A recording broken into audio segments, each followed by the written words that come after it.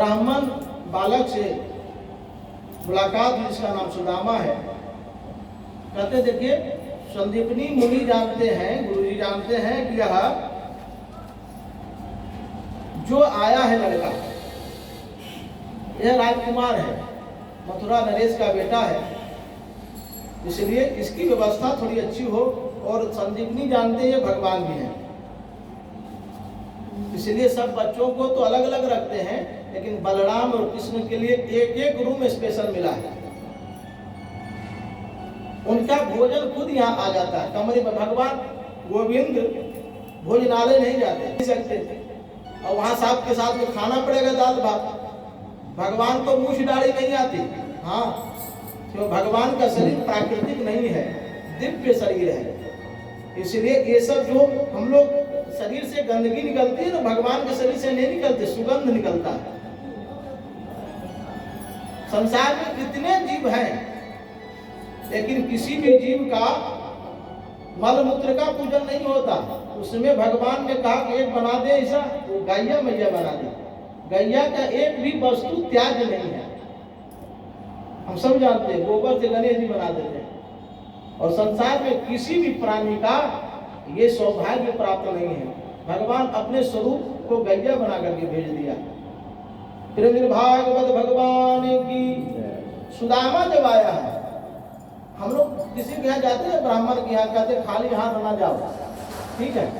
खाली हाथ का मतलब है हाथ में कुछ ले करके जाओ। अब भले हम लोग नियम बनाते पैसा लेके आओ, लोटा मिठाई लेके आओ, फल लेके आओ, लेकिन नहीं, समित पानी शरणम प्रपद्ये, कहते समित पानी, हाथ में कुछ जो आपको आपकी सहूलियता के लिए हो, जो आप सक्षम है वो लेके जाएंगे। सुदामा गरीब ब्राह्मण है, इसलिए कुछ मिला नहीं। तो गुरु जी अग्निहोत्री है ना, अग्निहोत्र पूजन करते हैं, इसलिए 3 लकड़ियां जंगल से उठा करके हाथ में लेकर के गुरु जी के आश्रम में आया। गोविंद वहीं खड़े, सब नया बालक आता है तो सब लोग देखने आ जाते हैं। संदीपनी मुनि के आश्रम में अब रहने के लिए कोई बच्चों का साधन जगह नहीं रहा, तो भगवान गुरुजी संदीपनी कहते हैं इस ब्राह्मण को कोई अपने कक्ष में एडजस्ट करो, रख लो। सभी बच्चों को बोला, सब बच्चे मुंह फेर लिए, कोई तैयार नहीं हुआ सुदामा को रखने के लिए। और संदीपनी सोचते ये छोटा सा ब्राह्मण अभी आया हमारे यहाँ, लौट जाए फिर अगले साल का सत्र याद रखे तो गड़बड़ हो जाएगी। अब आ ही गया है तो इसको जाने का साधन तो है नहीं, रथ वगैरह, पैदल ही जाएगा, इसको कहीं ना कहीं रखी ने। जब कोई तैयार नहीं हुआ तो भगवान कृष्ण गोविंद हाथ को उठा दिए, गुरु जी हमारे कमरे में पंडित जी को भेज दो। संदीपनी का कहते हैं कि मन ही विचलित हो गया, किसके सामने यह गोविंद भोजन कैसे करेगा, क्योंकि सुगंधि पुष्टि वर्धनम, जो अन्न जाता है ना, सुगंध से ही पेट भर लेता, खाएगा नहीं। और ये माँ यदि मालूम कर गई सुदामा को तो गड़बड़ हो जाएगा, हल्ला कर देगा भगवान है भगवान है, गड़बड़ हो जाएगा। लेकिन भगवान को कुछ बात नहीं, पंडित जी को भेज दो, आओ। इसीलिए ब्राह्मण भगवान को, ब्राह्मण सब जानता है भगवान के बारे में, इसे छुपा कुछ नहीं होता, मंत्रों के द्वारा सब जान जाते हैं। इसलिए भगवान का पूरा रहस्य ब्राह्मण जानता है, इसलिए भगवान ब्राह्मण को प्रिय है और भगवान ब्राह्मण से डरते भी हैं। इसलिए वक्षस्थल कौस्तुभम, भगवान का चिन्ह, भृगु जी लात मारी छाती पर, दाग अभी भी है। भगवान सोचते बिगड़ेगा बाबा सब बिगाड़ देता है, इसलिए इससे बच के रहो। सुदामा को अपने कुटिया में रख, अपने मुंह में रख लिया, तो सुदामा भगवान के सारे रहस्यों को समझ गया। इसलिए हम लोग किसी के गुरुजन जाए, देवों के यहाँ जाए तो कुछ ना कुछ लेकर के जाए। समित पानी शरणम प्रपद्ये, खाली हाथ साष्टांग नहीं करना चाहिए। हो गई मित्रता इतनी हो गई सुदामा, जिससे हम लोग पहुंच करके विपत्ति नहीं ले लेते कि तुम्हारी विपत्ति हमारे माथे आ जा। सुदामा भी गोविंद की विपत्ति को सुबह सुबह अपने माथे ले लेता है, तुम्हारी सारी विपत्ति काल पे हमारे सर आ जाए। भगवान कहते हैं कि सब मतलब कितना भगत ऐसा भी है जो विपत्ति ही चढ़ाता है, विपत्ति चढ़ाता, सुदामा तेरे ऊपर विपत्ति आ जाएगी। लेकिन भगवान सुदामा कहते कुछ भी हो जाए तू खुश रह, तू प्रसन्न रह, मैं यही चाहता हूँ। और कहते हैं तुम्हारे सिवा हम किसी को जानते भी नहीं।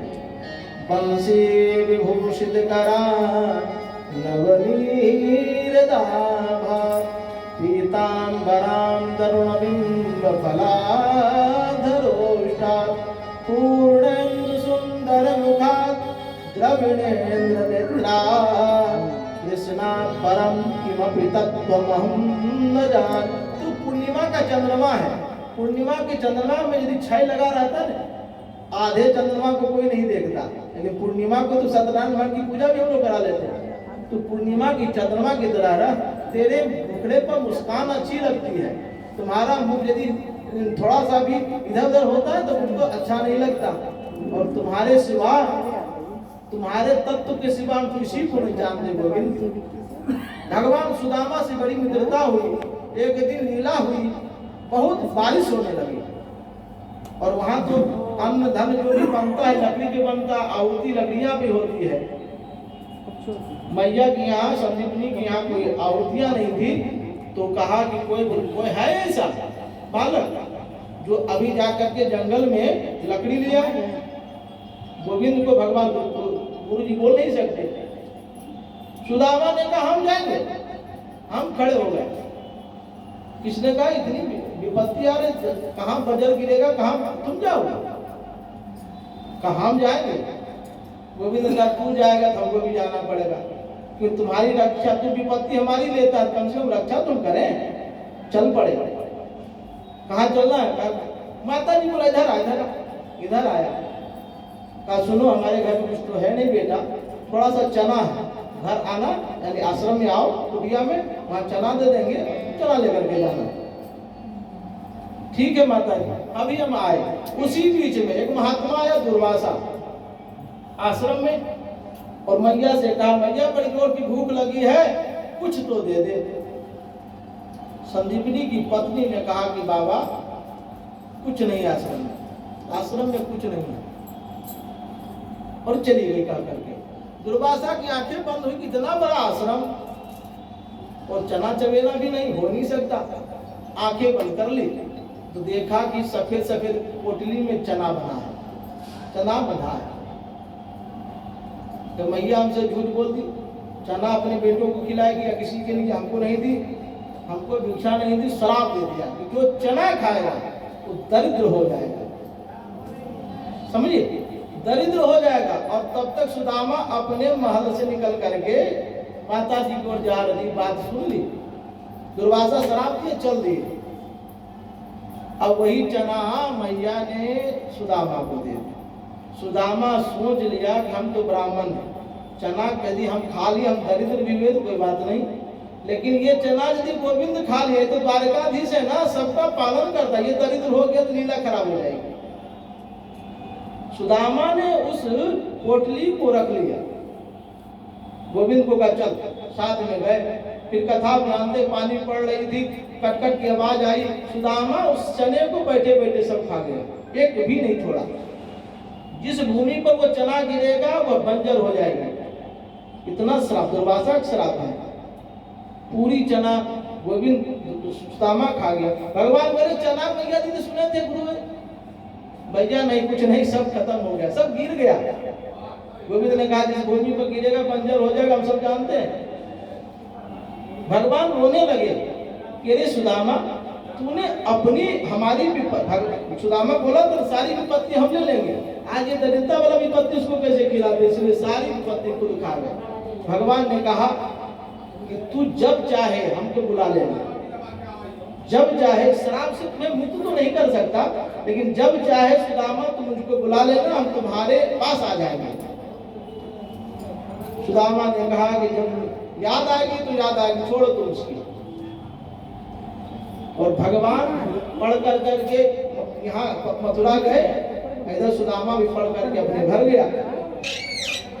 गुरु जी के आशीर्वाद से गुरु जी के पुत्र एक समुद्र में चले गए, उसमें से एक दैत्य निकला इत्यादि, जहाँ से शंख निकले हैं, बहुत कथाएं हैं, हम वहाँ न ले जाए, हम समय पर रहें, क्योंकि 7 दिनों से आप सब थके हारे हैं, और गुरु जी को भी हवन इत्यादि काम करना है, समय से विश्राम हो जाए। तो गुरु जी के पुत्रों को दिया इत्यादि हुई, और जब सुदामा घर में आया तो विवाह हुआ, विवाह हुआ सुदामा का। तो देखो विवाह होने के बाद, विवाह में जितने इष्ट मित्र हैं सब आ जाते हैं, भरी जवानी में भगवान सुदामा पंडित जी ने भगवान का ध्यान करना शुरू कर दिया, क्योंकि विपत्ति काटने का सुदामा तो पढ़े उसी गुरु जी से, जो गुरु से गोविंद बड़ा है, गोविंद, और उसमें भी गोविंद का सानिध्य है। लेकिन जो श्राप का खाया तो सुदामा को याद है कि हमको श्राप लग गया है, इसलिए इस विपत्ति को टालने का एक ही तरीका है, वो गोविंद का भजन, दूसरा कुछ नहीं। और भजन करता है, खूब भजन करता है। आइए भैया के मुख से अब गा सकते हैं। हेलो, छोटा सा एक भजन वो भैया के मुख से सुन ले, फिर आगे सुदामा का चीज कहें। प्रेम भागवत भगवान की